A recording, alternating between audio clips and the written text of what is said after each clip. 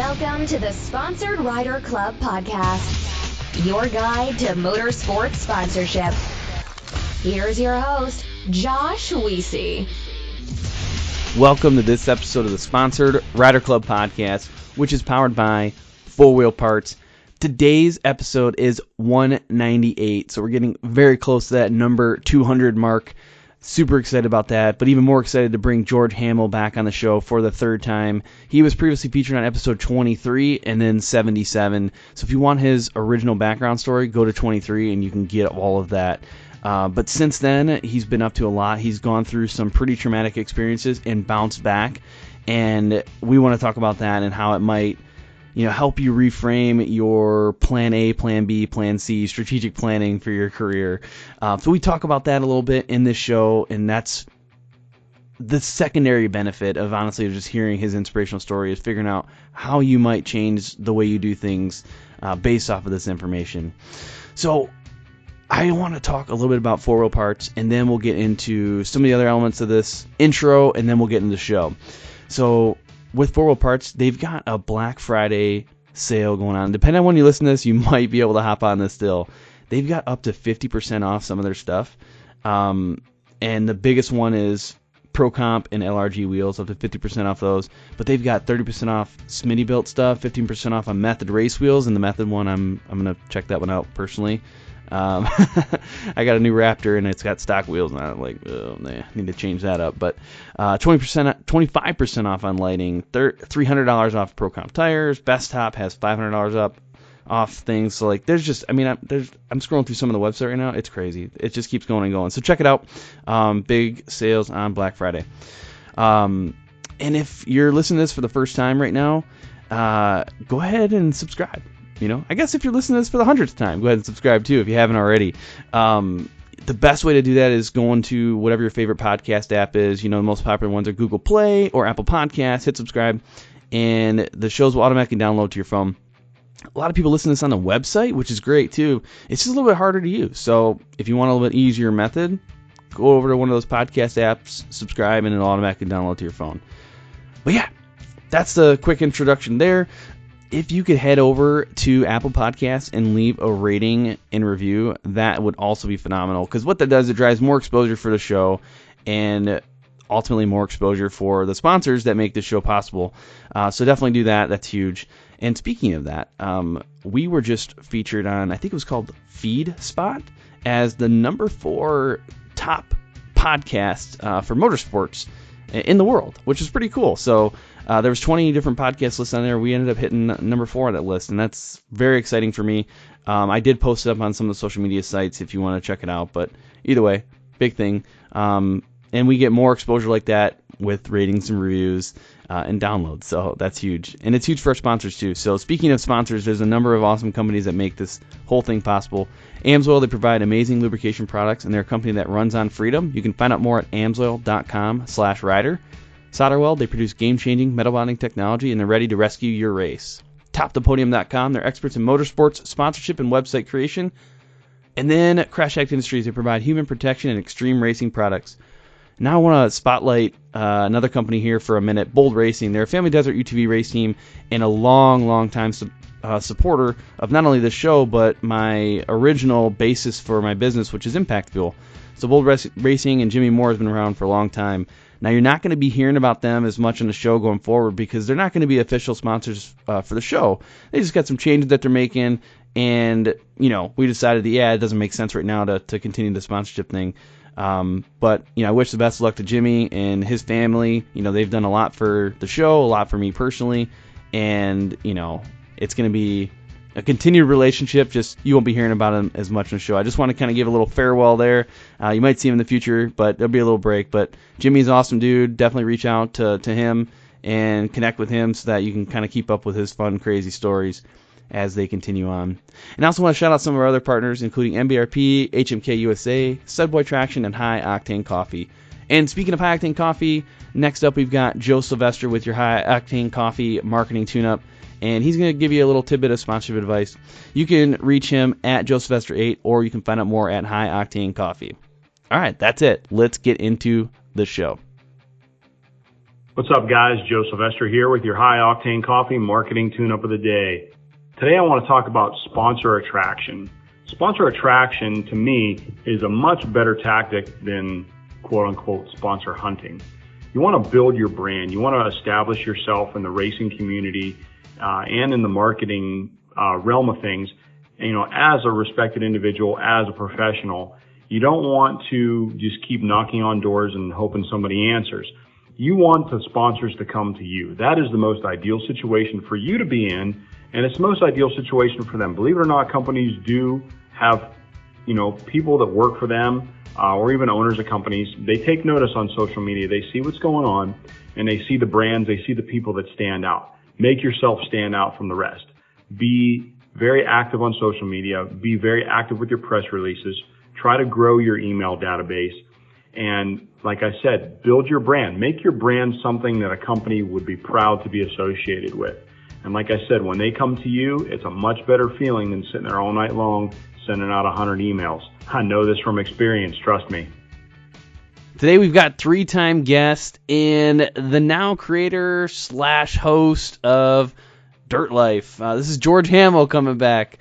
Last time he was on the show was episode 77. Before that was episode 23, so early on. But you've probably heard his voice a ton of times on the show if you listen to it, because he has done a couple commercials for us too, which is fantastic. But you know what, George? I'm done rambling on. I want you to kind of fill in the gaps from that intro and then kind of remind us, who are you? Well, thanks so much, Josh. I really appreciate that. That was an awesome intro. So my name's George Hammel, and I used to be a professional dirt bike racer. Unfortunately turned paraplegic with an accident, then turned athlete, Ironman, and then turned into an off-road racer. And unfortunately I got hurt again this year in 2019 and sustained some pretty bad head trauma. But now I'm doing some stuff that doesn't require quite as much athletic ability doing the Dirt Life show. So we have a lot of fun doing it and creating it. It's been a cool little thing going, and I hope it gets bigger. Yeah, it's an awesome story, man. I mean, we went really deep into your story back in episode 23, covered the whole thing. So for folks listening right now, if you want to know the whole deal, go back to episode 23 and listen to that. 77, we did some catch-up stuff, and that was like a live show. But 23 is really the basis, and then we'll kind of catch up a little bit more today because there's some things we didn't necessarily cover in 77, and there's a bunch of new things that have happened to you since then that we're going to get caught up on. But yeah, the big deal here, right, is adaptation. You like you said, had an accident, you became an athlete in a whole nother way, and then got into UTV racing in a whole new way, another accident, and then you kind of adapted again. So I want people to pay attention to that and think about, some of the challenges they might run into, especially in this industry, right? You get hurt all the time in this world, and it's good to look at, all right, if that happens now, what can I pivot to? What can I do differently? Life goes on, and there's a lot of options out in the world, and that's one thing that, I love that about you, George. You've taken some hard hits, and it's like you just keep coming, man, and like harder, better, faster than ever. So I'm excited about what you're going to do with Dirt Life show. I appreciate you letting me come on it too. I think it was episode 9, right, that I was able to hop on. Yeah, I think it was. That was a really fun show, man. I appreciate you coming on with us. No, I appreciate that. But so we're going to dive into some of those things in this show. We'll start off, though, kind of in this background, Heat 2, getting caught up. Like I said, 77 was the last time you were on. When this show releases, I originally thought it was going to be 197, but I ended up popping out a live show real quick. So this is going to be 198 when it gets out in the world, which is crazy, 198. But so it's been a whole while, man. So like let's go back through a few things and get us up to date. Like, what have you been up to? What are you super excited about right now? Well, I'm not sure the yearly timeline of when I was on last, but yeah, I'll look that up while you're thinking. So basically, I became an off-road racer, a professional off-road racer, racing side-by-sides, just as a, as something to do because I really wanted to get back in the dirt and racing and having that competitive spirit. I just, love the atmosphere, and the UTV stuff had started growing, and it's just really cool, man. Like I love it. And, obviously it's still getting so much bigger. This UTV stuff is just blowing up now with all the different manufacturers, and it's just really cool to see because it kind of gives you a fresh perspective on how much you can grow something if you're starting a business compared to the, in the UTV industry or in the off-road industry, and you can grow with it. So those are the main things that I kind of have as a baseline from understanding the UTV racing and stuff. So it was basically, I don't know, it was just something that I wanted to do and get my competitive spirit going again. So what I started doing was kind of just figuring out how I could get to the top level of UTV racing. And I was able to do that pretty quickly. Just this year, I figured out that I had been racing off-road for a very short time, only 4.5 years before the time I got hurt in April of this year. So the accomplishments that we as a team made in that short 4.5 years was pretty substantial. Like I pat myself on the back for it. I'm proud of it because we made it to the top level. We had some very, very significant partners that we were able to deal with and work with. And it taught me a lot. It taught me a lot about patience. It taught me a lot about branding. It taught me a lot about partnerships. It taught me a lot about social media. It gave me a bunch of knowledge that I didn't have going into it. So I'm very, very thankful for everybody that's joined us in the journey. Yeah, that's awesome. And, just to catch you up on what we're talking about with the timeline of when you were last on. That was April 26th of 18. That's when I released it. So it might have been a week or so before that we talked. So April of 2018 is the last time that you were on the show. Got it. Okay. Crazy. So yeah, it's been about 1.5 years or so. So that's a significant amount of time. And over that 18 months, we'll call it, a lot has happened in my life. And just to get us caught up in it, we didn't have a full race schedule planned. So in 2018, I saw what was differences in the way that the race organizations operated, differences in the turnouts for these racing, events and different things like that. And I would like to think of myself always on the forefront or ahead of where things, like seeing where things are going instead of staying just where they're at. And whether that's true or not, I don't know, but I'd like to think of myself that way. And so I decided that in 2019, we were going to scale back some of our programs to try to maximize the benefit of our partners and our marketing. So instead of just saying, hey, we're going to go out and do the Lucas Oil Off-Road Racing Series, maybe it's better if we scale it back and do the bigger events that are more marketable and that are more meaningful to our partners. And we were going to schedule some events on our own, maybe do some more trade shows and just different things like that, and really maximize the output that we were giving. Not because I didn't want to race anymore, because I love racing, but I wanted to make sure that we were giving back properly. And in 2017, I saw a decrease in the amount that we gave back to our partners. And it wasn't because of a lack of trying. It was a lack of stuff that was going on around us. So unfortunately, I had to make those decisions. Like I said, I would like to be in the forward-thinking process. And so we decided that we were going to scale back and we were going to do these bigger races. But unfortunately, it didn't really happen. In April, we were at the UTV World Championship, and I got very, very severely injured and a severe head trauma I tipped over. I was actually battling for the lead when I tipped over in the car, but I tipped over, and I waited and stayed in the car for a long time, and I waited until there was a guy down the track a little bit, kind of flagging and telling me when I could get in and get out, and the track was clear. And I got out of the car, I walked to the side of the track, and I stood on the side of the track for a while, let people go by. I wanted to make sure it was clear and, just be safe. And I kept all my gear on. I didn't take off my helmet or anything because I knew it was a dangerous situation. And so when the coast was clear, I got the guy kind of flagged me, and I waved back to him, and I went down to the car, and I was, trying to push it over and get it back on its wheels. But unfortunately, I couldn't do that. And I decided to walk back to the side of the track just to wait for help.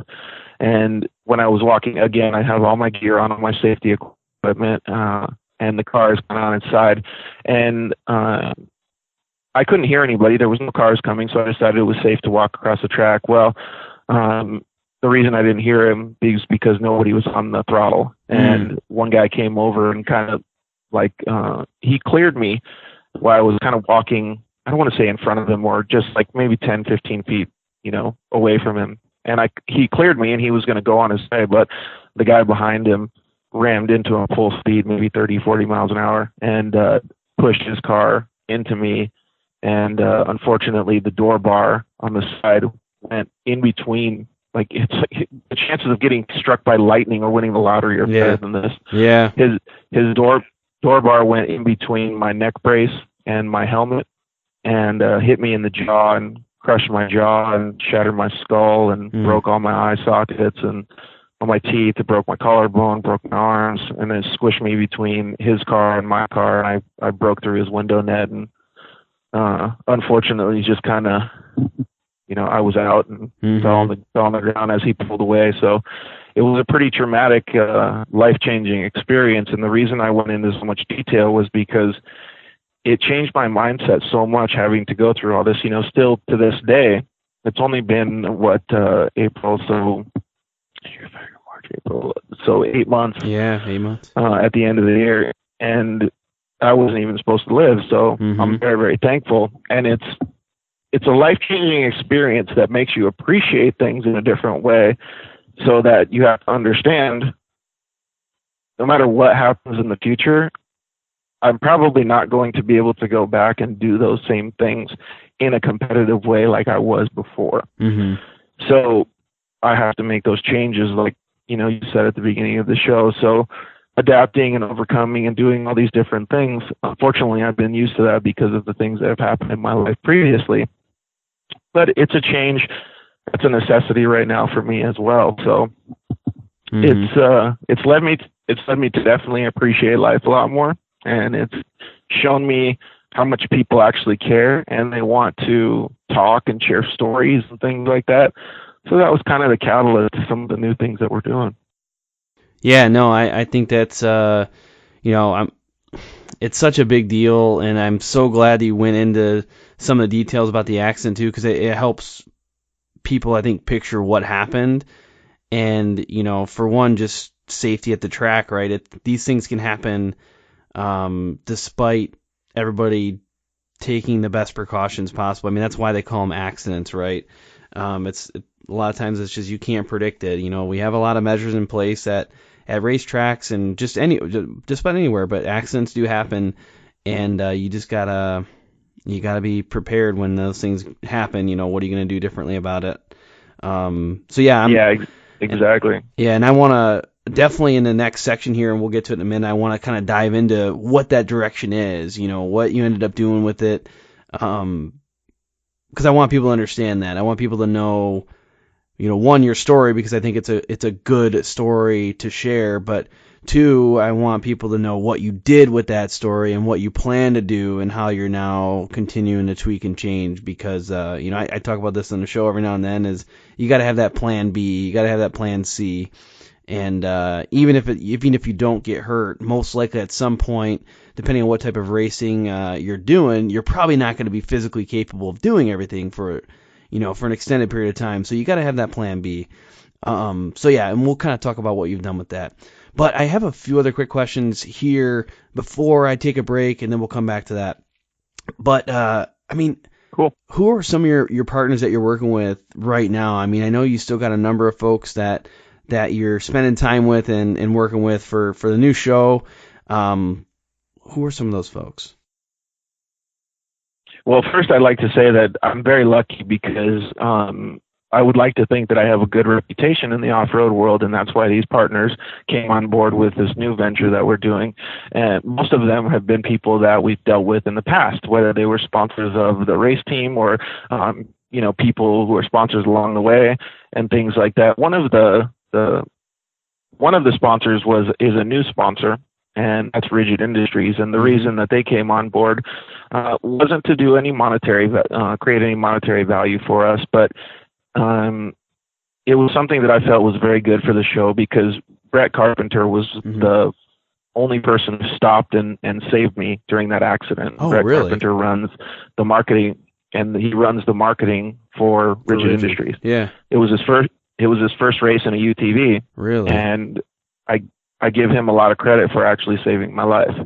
So I wanted to bring them on for certain reasons. From a personal standpoint, I love the dude for helping me. From a business standpoint, I love their products. They do a great job. In this new venture, I didn't see any initial monetary value right away because we have nothing. We don't even have a proof of concept.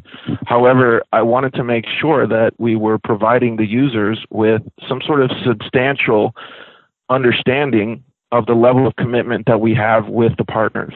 I want to get content from the partners. I want to have people, realize that it's a professional atmosphere that we're dealing with, where it wants to go. It should be a bigger show down the road. And he was willing to do that. It was really, really cool that he decided that he would like to be a part of it, even though it's very new and it, like I said, doesn't even have a proof of concept. Fuel Wheels, they came over because, they were a partner on the race team. The guys at Shock Therapy are a cool story as well. They came over from, I had a good relationship with Justin the whole time. Justin at Shock Therapy saved me when, in the previous show, I think on show 77, we talked about a bad sponsor. We were going to be a factory driver for another shock manufacturer, and they bailed on us. And we had a contract, we had everything in line, and they cut us short. Yeah. So I'm not going to name who the company was, but it was a very bad situation for us as a race team. And I called Justin and I said, "Hey, dude, I got a week and I got to get this stuff done. Do you think you could help me out?" Yeah. He said, "Yeah, no problem." And then, we've worked together for a couple of years, and then, he wasn't seeing a very, very big benefit from the short course stuff, and he wanted to move more into the desert stuff, which is a totally cool business decision.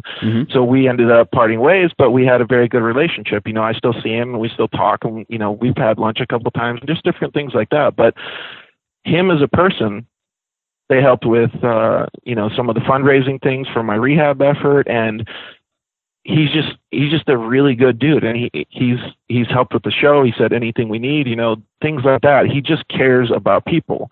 So he came over like that. So that's a really meaningful relationship for me, and that's something that I've cultivated for a long time. But it wasn't like asking for anything, or it was just being a good person. Like I was being good to him, he was being good to me, and I think those are really, really big lessons learned, because who knows what's going to happen. I had no idea if he was even going to accept helping me, 3-4 years ago. And now look at it. Now it's completely different. Now I flipped my whole world upside down, and the dude is still helping. It's amazing. Yeah, no, that's awesome. And we have a couple other partners like Zollinger Racing Products. They make UTV products, and SolderWeld, obviously. Lance has been a good partner. And, he doesn't provide any monetary value for the Dirt Life show either, but he's a very, very good, social media public, I don't know what you call it, posting things and just helping out. And it's a really valuable tool for us. Cross promotion. There you go. Yeah. Cross promotion. And it's a really valuable tool for us because, like I said, the Dirt Life show is small. It's, it's gaining its feet and it's doing well, but for the most part, we're just having a good time, and we're having these people, help us and cross promote it. And it's really helping, and it's showing, that we care about off-road racing. Yeah, no, that's awesome. And I got a couple of quick comments here just for Brett Carpenter. And then I'll talk about SolderWeld. But yeah, Brett, I met him at Vegas Reno this year. Super nice guy. I mean, we talked for 30 minutes, and he was telling me all these great things about Caden Danbury and, Craig Scanlon and other folks that he's worked with. But yeah, he did a quick interview with me at that point. So let's see, it was episode 176. If you want to hear a little bit about Brett, and I think he was on your show too, right? Yeah, he was on our show. I think he was episode 3, so he was on really early. Yeah. Like I said, he's a good dude that helped out. And I got to hang out with him a little bit at SEMA. He had a cool, Rigid hosted a cool like kind of after show event. I think he called it like Taco Tuesday, which you would have loved. But yeah, they had that. He did a really good job with it. He probably got that inspiration from you. Who knows? But yeah, it was a cool little setup. But yeah, if you want to hear a little bit more from him, you can either go back to episode 3 of Dirt Life or episode 176 from the Sponsored Rider Club podcast. And then SolderWeld, I'm definitely going to go back to listen to that one from your show for sure. Yeah, it was like a 10-minute or 5-minute blurb, but yeah, super good stuff. But yeah, if I look at I lost my train of thought here. Oh, SolderWeld. I was just, I saw a post, they put up a post about like being thankful around this time of year. And they had the Dirt Life logo was on there, so it made me think of the cross promotion. And the Sponsored Rider Club podcast logo is on there. That was cool. But I thought about this. I think they came on board as a partner for my show back in August of 2017. So it's been like almost 2.5 years that they've been involved with this show, which is pretty awesome. Dude, that's really cool, man. And that just shows how good you're doing as a marketing person, because you're keeping those sponsors for so long. Yeah, and Lance has been great too. Like, at Vegas Reno this year, he's like, dude, come on out, man, and like you can set up in our booth. It's not cheap to get these booths at these places, and space is at a premium. He's like, no, look, I'm gonna have a space. You can sit here, do interviews, do whatever you gotta do.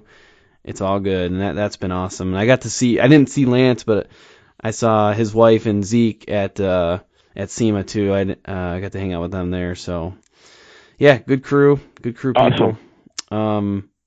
But yeah, hey, right now though, I am gonna take a quick break to thank the sponsors for this podcast, and we'll come back in and dive into the details. Sweet. Let's talk about your truck for a minute. You can count on it to haul your vehicle and your gear to the track or to the trailhead, but I bet you never think about the motor oil. Here's why you should. Your oil is the only thing preventing your engine from wearing out and breaking down. To keep your truck running strong, look for an oil with added wear protection. Like, for example, AMSOIL Signature Series Synthetic Motor Oil. It delivers 75% more engine protection against horsepower loss and wear than is required by the leading industry standard. It provides the next level protection today's demanding engines need to keep running for years and to keep effortlessly towing your ride to the track. Go to AMSOIL.com/rider to find out more. Make the switch to AMSOIL Synthetic Motor Oil today to keep your vehicle running great. 2 questions I get continuously about this show and about sponsorship is, do I need my own website and do I need a resume? The answer is, in my opinion, yes to both, and that's why we partner with TopThePodium.com. Now, if you want to see an example of what a professional website and what a professional resume looks like, you gotta check out TopThePodium.com. They did my website. The Sponsored Rider Club podcast website is SponsoredRiderClubPodcast.com. That was created by Jeff Vanestall of TopThePodium.com. I think it's awesome. I get a lot of good feedback about it. And there's a number of other websites out there that Jeff has produced that are just phenomenal. So I think it's important in this world of social media where you have control of your content. That's what a website does. It gives you full control. We don't know what Facebook's going to do sometimes. We don't know what Instagram's going to do. We don't know what Twitter's going to do. So if we don't have that central location to direct people and house our content, there is some risk that we incur. So I strongly recommend getting a website, talking to TopThePodium.com. And then the resume, again, is massive. And if you want to stand out, get it done professionally. And honestly, it is one of the best ways to step up your game and present yourself in the best way possible. when I stop to think about all the things that make motorsports awesome, I think of camaraderie, I think of speed, I think of friendship, and I also think of family. And it's hard to go through all of those elements without thinking of Bold Racing. Now, Bold Racing and Jimmy Moore, the owner, has been a long time supporter of this show and Impact Fuel overall. Jimmy Moore is a desert racer that also has a ton of experience with suspension, UTV axles, and general go fastness. I would love for you to head over to their Facebook page, Bold Racing, or their Instagram page, bold.racing, and just show them some love. Let them know that you support their race program and you want to see them continue to promote the amazing elements of motorsports. Safety is our overriding priority. I hear it all the time, but I have to ask myself, is it though? Is that the first thing we think of? Is that the first thing you think of? Over the past couple of years, we've seen the performance of production UTVs increase, somewhere around 350%. That means these machines give us a lot more opportunity to have fun and win races, but it also, unfortunately, gives us new opportunities to crash. And that's why we have partnered with Crash Addict Industries. The owner, Travis Pointer, became very accustomed to crashing early in his career. He saw it as inevitable, and he set out to make the process safer. With a passion for racing, welding, and engineering, Crash Addict Industries now produces full cage and other protection systems intentionally designed to protect you during an accident on the track. They also offer a line of human protection products through their vendors. Do this for me at this point. If you're racing with a stock cage right now, please go check out CrashAddict.com and at least see what they have to offer. Even if you choose to go with a different company, please make safety your overriding priority. Hey guys, George Hammel here to talk about SolderWeld's new off-road repair kit. If you're a racer of any type or an off-road enthusiast like myself, you're going to want to take a close look at this product that bonds metal on the spot. SolderWeld has combined some of their most elite products into one small kit that fits perfectly under your seat or strapped to a roll cage and allows you to make some insane fixes anywhere you go. How many of us have been in a race or out on the trail and got a rock chip in a radiator or brake line? We have seen a top-tier desert race team at the 2019 Min 400 taken out by a simple rock to the radiator. If they had an off-road repair kit on board, they could have been back up and running in just minutes. The kit includes everything you need to work on dirty aluminum, stainless steel, copper, and many other metals. SolderWeld's cutting-edge technology allows you to make these fixes with extremely low heat and incredibly high tensile strength, leaving you a lasting fix every time. Don't be that guy broke down on the side of the trail. Get your off-road repair kit today, and your friends will thank you. All right, well, welcome back, everybody. We are now in the main event, and this time we're really going to dive into the dirt life and some of the changes George has made, in his life and his career. We already kind of hit a few of those things. Like we got caught up on your story, the things that happened. But now I kind of want to know, I want to get inside that brain a little bit. I want to kind of pick some pieces apart and understand your new direction. Why are you taking that direction? And then ultimately I want to see what can people learn from this in their career, in their motorsports career. So first off, though, you've already given us some insights into the stimulus for why you decided to do this. But why this show? Why did you decide to take this direction? I mean, there's a million other things you could have done. You could have given up on it, right? Why did you pick this show in this direction? Well, it's a pretty simple answer, but I'll give you a little bit more background.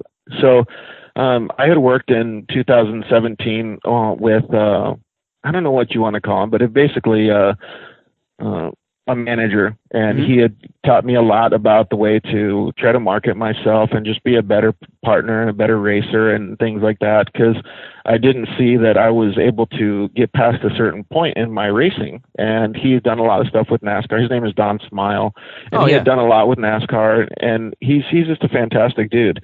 And so he had suggested to me to create more of, like when blogs and stuff weren't quite as popular as they are now, but he wanted me to give more of my life to an audience. And he had also suggested starting a podcast. And I told him that I didn't have enough time. I had my day job and I had my racing and everything. So I told him, maybe we'll think about it in 2020 or something. And the podcast was going to be more along the lines of just talking in the garage and just having racer buddies around and just basically screwing around. It wasn't going to be anything professional. It was just going to be something fun, and we could share it and maybe do it once a month or something. Like, I didn't really understand, anything about it. I didn't research it. I didn't do anything. I didn't have any ambition of doing it. And once I had this accident in April of 2019 at the UTV World Championship, unfortunately, I lost my vision. I lost my hearing. I lost the ability to eat. And I was put in a position where I didn't have the ability to do my job anymore. I couldn't do any marketing, advertising, website development, none of the computer stuff. I couldn't see. I couldn't hear. The only thing I could do after I got my jaw unwired was talk, and I could talk barely. So I said, well, shoot, what am I going to do? So we talked about this a little bit yesterday with my family, and it's like a forced motivation. And the forced motivation was, hopefully I'll be able to hear in a little bit. I can kind of talk right now.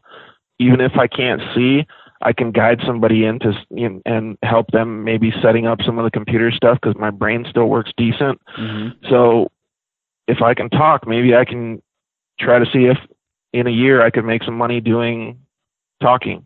So why not start this podcast now?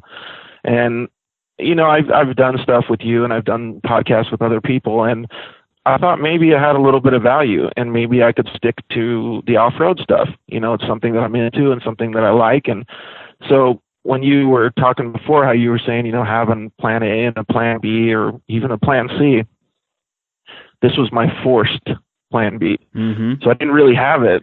I had it in the back of my head as something that, was possible, but I had no idea how to execute it. I had no idea what to even do, but thank God it's turning into something. So I'm really excited about where it can go. So I don't know if we can go into really any more detail. It's pretty simple, man. It's just a forced necessity. No, I think that's good. And, when I going back to that plan A, plan B, plan C stuff, it's reassuring to me that you were thinking about that earlier on. You didn't know how to do it, but that's kind of where we're at most of the time. We can picture what the future might hold, but we don't know. But it sounded like it was pretty straightforward from your standpoint. Like, well, here's my limitations. Here's the constraints that life has put on me right now. I already got this, this little gem in the back of my mind that I've been wondering maybe I'll use one day. Yeah, now I'll use it. So I think that's pretty straightforward, and I think it makes sense. It's, like I said, you can never predict what's going to happen, and when it does happen, you don't know where it's going to lead you, but I'm glad that it led you back into your passion in just a different way. And, one thing I wanted to comment on, too, people might not get to see this all the time, like, you don't get to see behind the scenes of everything that goes into these types of shows, this type of content. But, George showed me, you went through this like pretty cool, I don't know what you'd call a virtual tour of your studio setup. And it's legit. Like, it's legit. And you didn't just toss something together. You're in it. And, I was very impressed with that setup. It's funny, probably a lot of people that aren't podcasters normally are probably like, well, I don't want to see the behind the scenes stuff. I'm like, oh, how'd you connect that? Like, oh, look at that thing. That's awesome. Yeah. So I'm impressed by that. Thank you, man. It was interesting to me to be able to go in and figure it out. Like, I was, again, just talking about this to my family and some friends the other day. I couldn't see anything at the time when I had this idea. So I would talk to my phone and ask Siri how to start a podcast, and she'd bring up YouTube videos that I could listen to. Oh, wow. And so I, for 2 months, just listened to YouTube videos. I couldn't even watch them.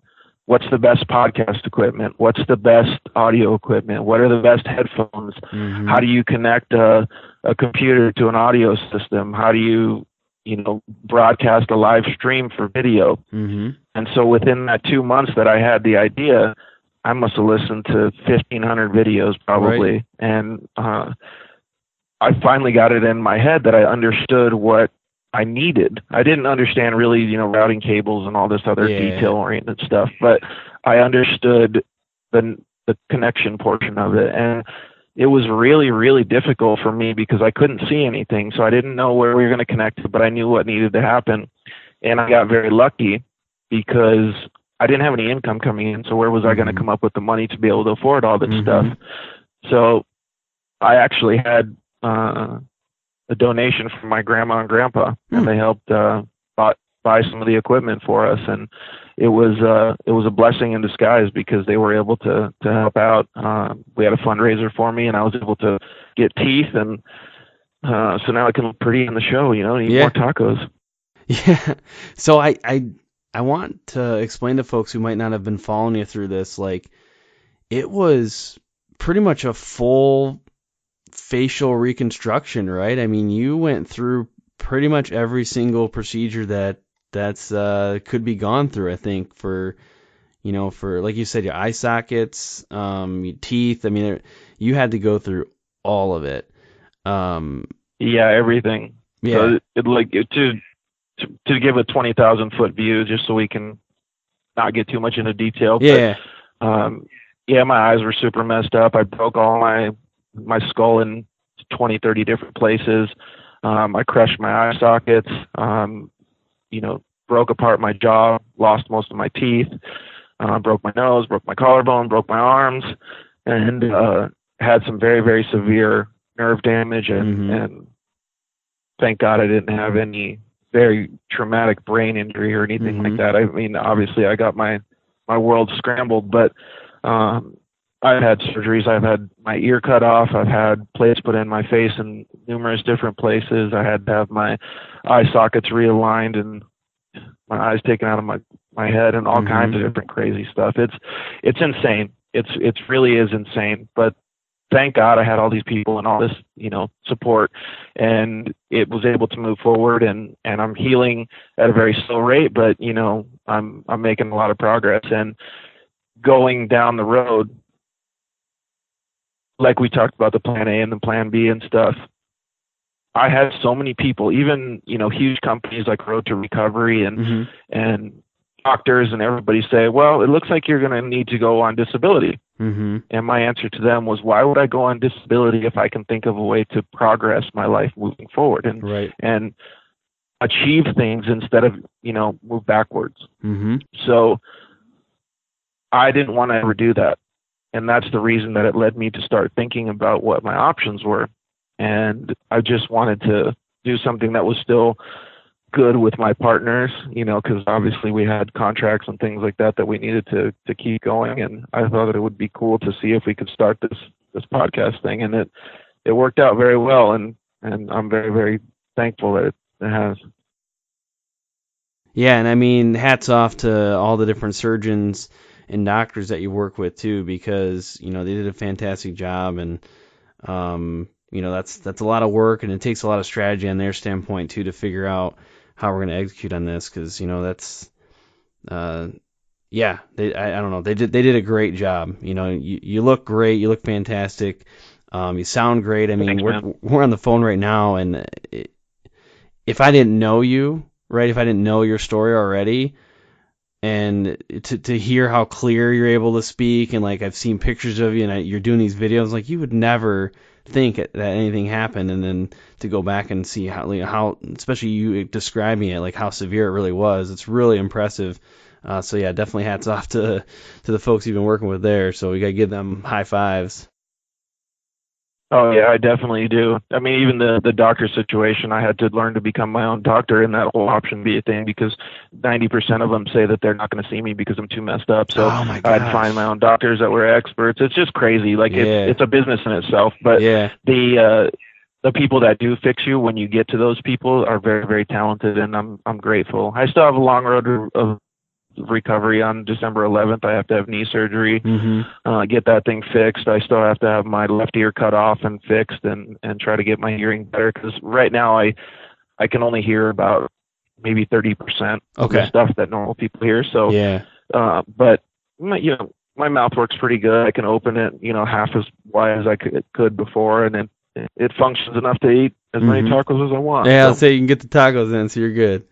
You're good. Well, Yeah, you know exactly. what? I want to talk a little bit more before we kind of close out about the Dirt Life show itself. I mean, I meant to ask a few more questions about this earlier, but like, what's the content that you're focusing on right now? Who are some of the guests you've already had? I mean, we had Brett and me on. And where do you see that show kind of heading? Well, if you don't mind, I'd like to preface it a little bit. So my idea wasn't actually for the Dirt Life. My idea was for having a podcast to talk about things like we just got into, like motivation, inspiration, being able to get through things. And that's been a lot of the things that I've done in the past. I go to schools and I talk to children and I try to do motivational speeches and just different things and help people, even counseling kids and counseling adults, whatever it is. And that's been a passion of mine, because I see how much it affects and how much it helps people. And the podcast idea wasn't to start it in motorsports. I wanted to start a podcast, and we're still going to do it probably in a year or so, but I wanted to start a podcast called 19 Lives. And the reason I would do that is because my number is 19. Yeah. My number has been 19 ever since I was racing professional motocross. And unfortunately, I've had more injuries than cats can claim 9 lives. So 19 lives was a play on words for me. So what I want to do is I would like to transition and use the Dirt Life as a proof of concept, and maybe keep both of them going. And in the future, get into something where it's a little bit more mainstream and we start helping people. And it completes a ring in my life, or a circle in my life. And I've been working on developing leg braces for people for right around 3-4 years now. And it's starting to come to fruition with the tooling and all of the manufacturing and stuff like that. And it may come to life in 2020. And so what I thought would be a cool idea would be to take the podcast, both of them, on the road, the Dirt Life and 19 Lives, and go start helping people by giving away or selling leg braces, and take the show on the road and have some fun with some people, and at the same time as helping them. So I think that will be a good catalyst for the rest of my life. Yeah, that's awesome. When did you tell me that? We talked about this. Was it when we were getting ready for your? I think it was show? probably in some text messages. Yeah. Yeah, like I remember it now. I'm like, oh my gosh, I forgot all about it. But yeah, that's cool. And I'd be interested in hearing something like that too. But yeah, that's pretty cool that you ended up doing the Dirt Life, and then you got this opportunity for a transition. It's another strategic move, right? To say, this is just one element of what I'm doing, but I could go down another route, right? Plan A, Plan B, Plan C, and that's good. And honestly, one of the reasons why I'm hitting on this so hard, and why I bring a lot of content creators on the show too, is that's a lot of what we're doing in the sponsorship world. The expectations have risen very high for riders and racers out there to create their own content of some way, shape, or form. And we are seeing more people go down the route of doing live shows or doing podcasts, doing Instagram TVs, whatever it is. So the thing that Don Smile was sharing with you, a couple years ago, and it's even more valid today, that there's a big push for those things. It absolutely is. The time that it takes though to be able to do it properly would be very, very difficult if you had like an off-road racing. Everybody has a day job, and then they go race on the weekends, and you still have to get prepared and do all that stuff. I mean, just when we were racing, I was working 120 hours a week, and that's with racing and my day job, and I could never fit in something. That's why the podcast was like on the back burner, you know. So, oh, I get it. Yeah, I barely get my podcast done each week. Like people sometimes they ask me like, "What are you doing? Like, why don't you sleep?" Like I can't. I don't sleep. That's there's no time for that.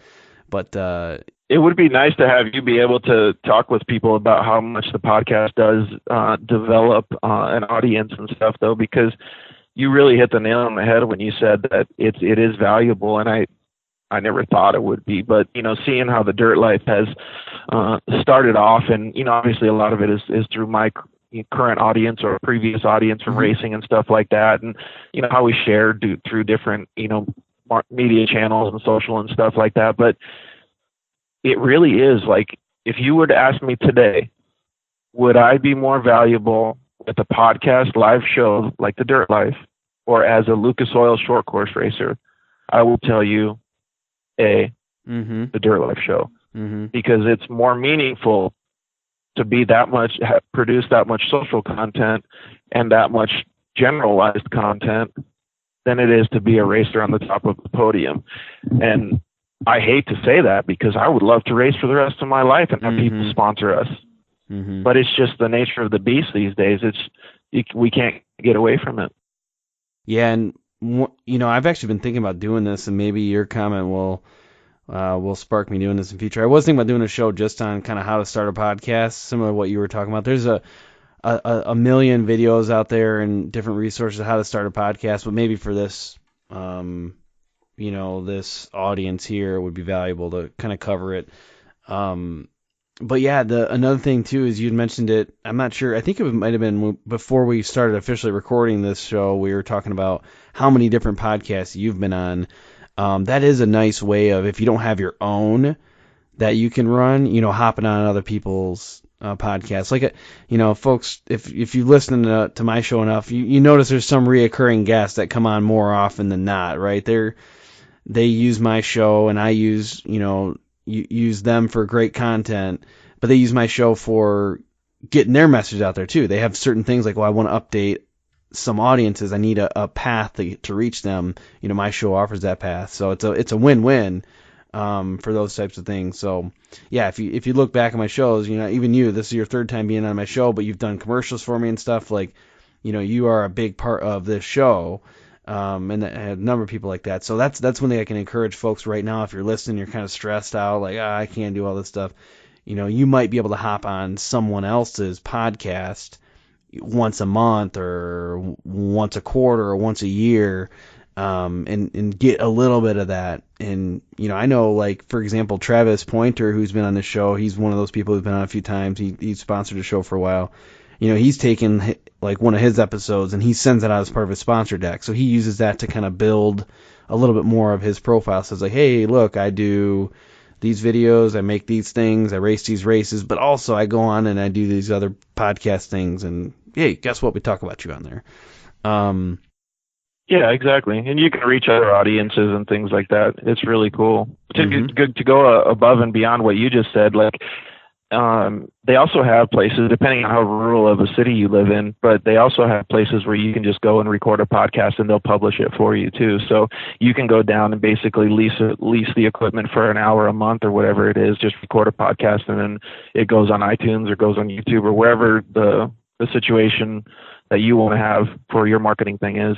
And since we started the Dirt Life, I've probably had 50 people ask me, how do I start my own podcast? What equipment do I need? And, you know, I'll give them a basic layout of what they need or introduce them to it. But 90% of the people don't want to put the effort into it, which is fine.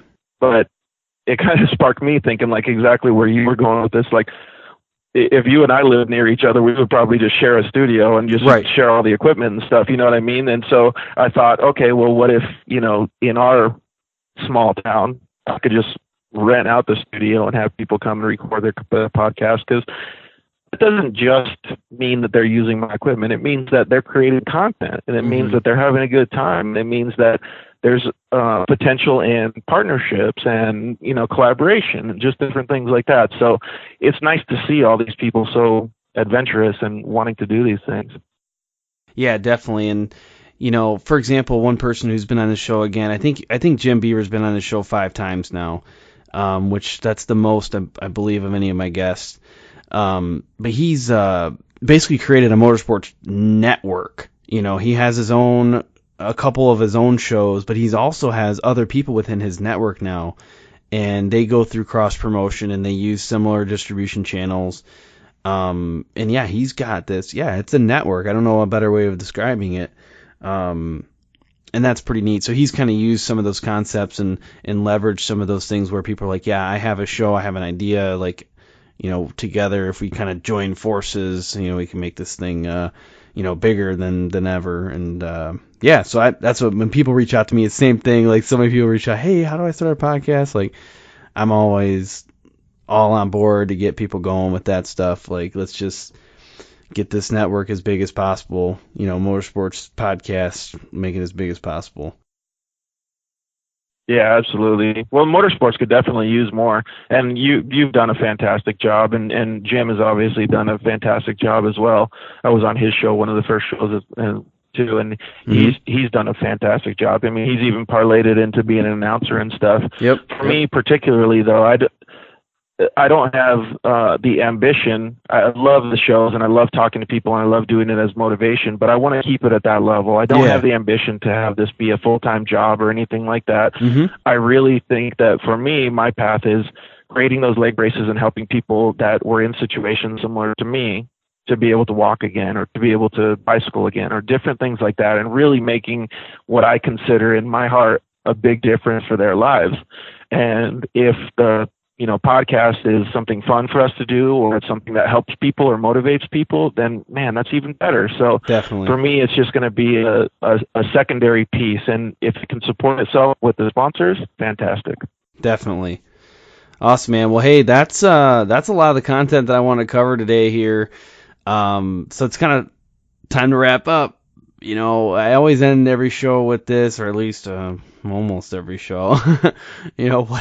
What's the one thing that our listeners need to take away from the show? If they forgot all the other stuff we talked about and this is the only thing they remembered, what should that be? I would just say, if you're ever faced with adversity, you can always come up with something that's going to be able to pull you out of it, whether it's, just changing your focus on your job, your occupation, or whatever it is. There's always something different that can make you happy. It's not like you got something taken away. It's just you were put on a different path to make another journey and make it successful for yourself. So anytime I see anybody, down in the dumps or in a situation like what I've been faced with this past year, I just want them to understand they can always, talk to people. They could talk to me. They could talk to you. They could talk to whoever. But the main thing that I want to tell them is to never, ever give up and to always, always strive forward. Have those plan A's, plan B's, and execute on them, because I guarantee you, seeing life in a different, vision, or being forced to see life like this will change it, and it'll change it in a positive way if you let it. Yeah, definitely. Well, what's the best way for people listening to connect with you? You can connect with me always on social media. Instagram is at George Hammel, Hammel, and on Facebook it's just George Hammel as well.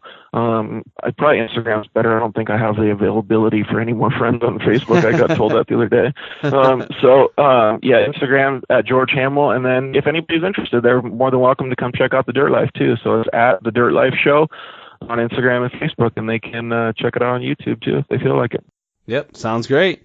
Well, I really appreciate you taking the time to join us again today. Round 3, I think I call these things like 2.0, 3.0. So this is George Hammel 3.0. But at this point, I'm going to leave you with this. Have fun and ride safe. Thanks, Josh. Thanks for tuning in to this episode of the Sponsored Rider Club podcast, which is powered by 4-Wheel Parts. I want you to make sure that you are subscribed to this show, whether it's on iTunes or Google Play or Stitcher or wherever you listen to podcasts. Hit that subscribe button so you don't miss upcoming guests and upcoming episodes. And then follow us on social media. We're on all of the platforms. You can find out the most content, though, on our Facebook page. That's where we do our live videos. To get some insider access to upcoming guests, you can also check out the Sponsored Rider Club on Facebook. It is a support network where you can ask questions about best practices and get feedback from our audience. A special thanks goes out to our sponsors, 4Wheel Parts, AMSOIL, SolderWeld, Bold Racing, TopThePodium.com, and Crash Addict Industries. And I also want to shout out some of our other partners, MBRP, HMK USA, Sudboy Traction, and High Octane Coffee. I look forward to serving you again next week. Until then, have fun and ride safe.